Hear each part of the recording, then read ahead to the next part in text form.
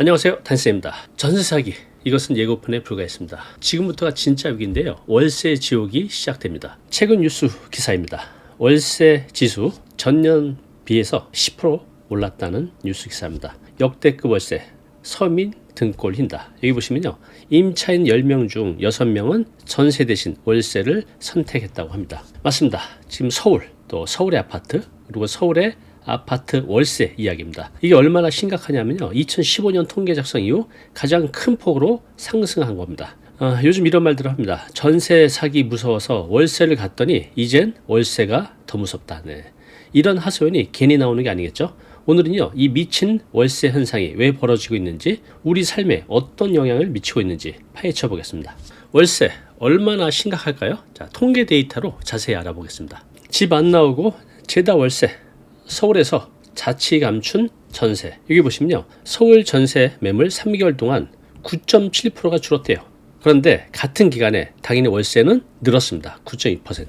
말 그대로 이제부터 월세 쓰나미가 몰려오는 것 같습니다. KB국민의 자료를 보겠습니다. 올 4월 서울 아파트 월세 지수가 무려 124.8입니다. 이게 무슨 말이냐면 2022년 이 기준점인데요, 월세를 100으로 봤을 때 지금 124.8, 네, 24.8만큼 올라간 거죠. 우리가 2년 전에 월세를 100만 원에 살고 있다고 해볼게요. 그런데 지금 124.8이 됐다는 의미는 쉽게 얘기해서 124만 8천 원이 된 거죠. 좀 더 쉽게 말씀드리면 불과 2년 만에 25%가 오른 건데, 우리가 매일 사먹는 점심이 10,000원짜리가 12,000원이 된 거죠. 엄청난 상승률입니다. 자, 이런 숫자를 보면 감이 잘 오르죠. 실제로 우리 이웃들의 삶을 들여다보면 이게 얼마나 힘든지 알 수 있습니다. 기사에 나온 50대 가장 이모 씨의 이야기입니다. 자, 이분은요, 본인 직장 또 자녀 교육 문제로 경기도 일산 사시다가 서울로 이사를 오셨습니다. 자, 요즘 전세 집 구하기가 어렵죠. 결국 찾지 못해서 어쩔 수 없이 월세를 선택했다고 합니다. 그런데 아파트 월세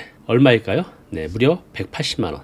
관리비 한 3, 40만 원 하잖아요. 그러면 거의 매달 220만 원 정도가 주거비로 나가는 거예요. 지금 이분 같은 경우는 자신의 급여의 거의 60%를 주거비에 쓰고 있다고 합니다.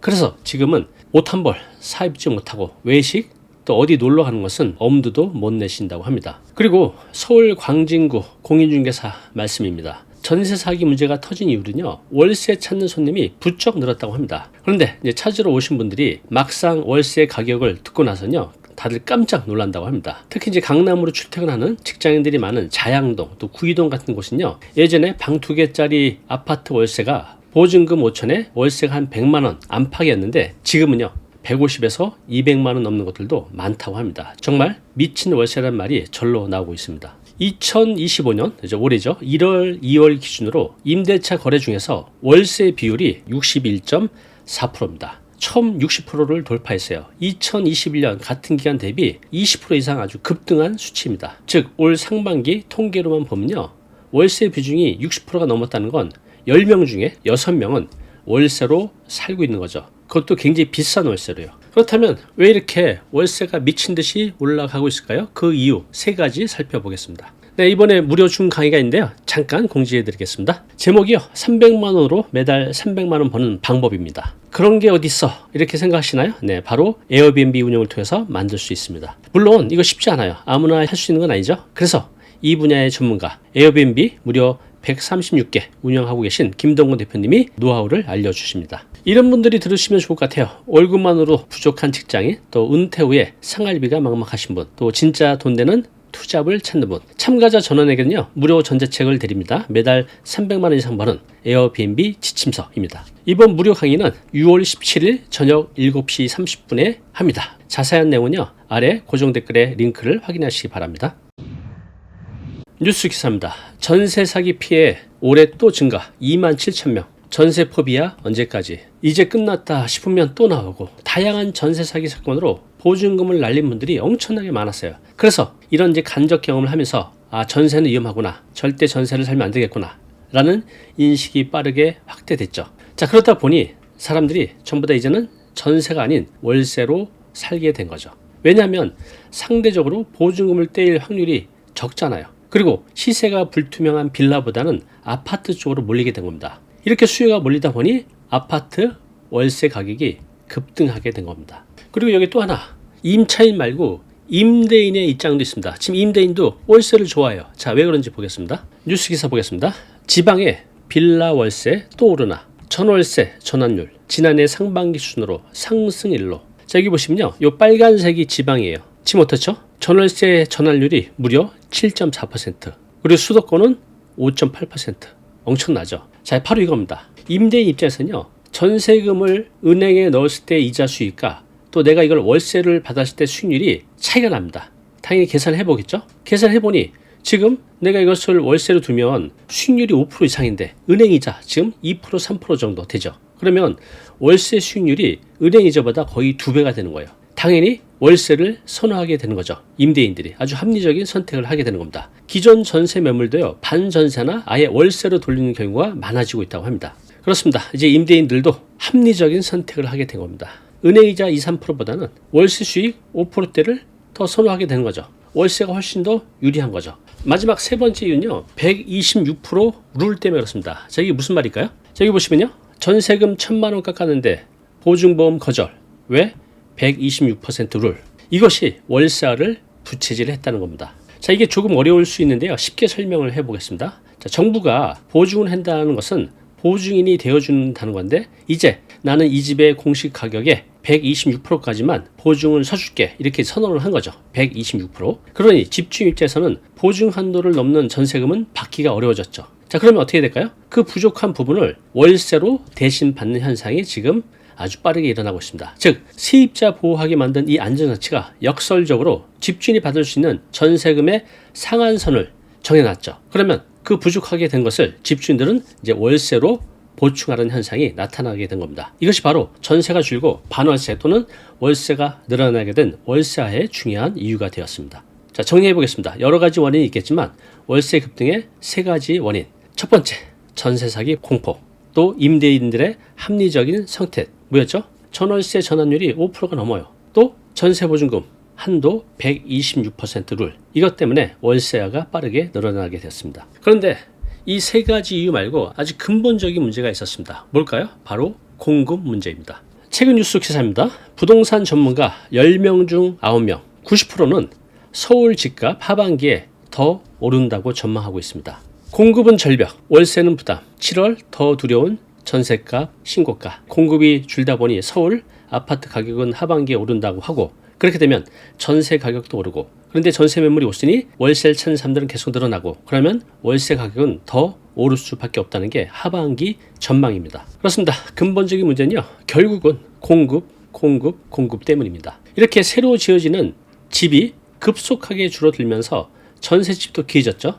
또 그 불똥이 결국은 월세 시장으로 옮겨간 겁니다. 마치 풍선의 한쪽을 누르면 다른 쪽이 부풀어 오르는 풍선 효과처럼 지금은 월세 시장이 빠르게 커가고 있습니다. 과거 정부에서도요, 치솟는 집값을 잡기 위해서 대출을 꽉 조였던 적이 있습니다. 지금도 조이려고 하죠. 그러나 당장 현금이 부족했던 집주인들이 전세값을 올려서 그 부족금을 메우려 했고, 또 이게 고가 전세 매물을 양상하는 악순환을 만들어냈습니다. 이런 악순환이 반복되면서 올 1월부터 4월까지 전체 전월세 계약 중에서요, 월세 계약이 차지하는 비율 무려 60%가 넘었습니다. 사상 처음으로 60%를 넘어간 건데요, 이건 정말 심각한 신호입니다. 왜냐하면요, 우리 주거 문화의 패러다임이 전세에서 월세로 빠르게 넘어가고 있다는 증거입니다. 자, 우리 시청자 여러분들 중에서 월세 문제로 어려움을 겪으신 분들이 있나요? 아니면 지금 주변에 그런 분들이 있다면 댓글로 여러분들의 소중한 이야기를, 또 여러분들의 생각을 남겨주시기 바랍니다. 함께 고민하면 분명히 힘이 될 것 같습니다. 지금 아파트 월세 상승, 탈출구는 없을까요? 자, 보겠습니다. 탈출구는 없나? 없습니다. 왜냐하면 대체주택도 빨간불이기 때문입니다. 뭐죠? 아파트의 대체주택, 주거용 오피스텔, 그리고 빌라죠. 보통 이제 이런 말을 합니다. 아파트 월세 너무 비싸면 오피스텔이나 빌라로 가면 되지 않냐라고 말씀하시는 분들이 있는데, 이쪽 상황도 녹록지 않습니다. 자, 왜 그럴까요? 전세 사기 사건 이후 임차인은 물론 임대인도 빌라나 오피스텔 사서 임대 사업을 하기를 아주 극도로 꺼려하고 있습니다. 또 설상가상으로 여러분들 뉴스 기사에서 보셨듯이 공사비가 폭등을 했어요. 건설 경기까지 너무 안 좋다 보니 아파트의 대체주택이라고 할 수 있는 빌라, 오피스텔의 공급이 지금은 거의 전멸 상태입니다. 즉, 아파트보다 오피스텔, 빌라 같은 대체주택의 공급이 더 크게 줄어들고 있습니다. 그야말로 설상가상이죠. 지금 보시는 것은 아파트의 대체재, 빌라의 인허가 실적 추이를 보고 있습니다. 2022년 전국 기준 39,000건 되던 게 지금은 9,000건. 서울만 보면요, 14,000건 정도 되던 게 2,444건.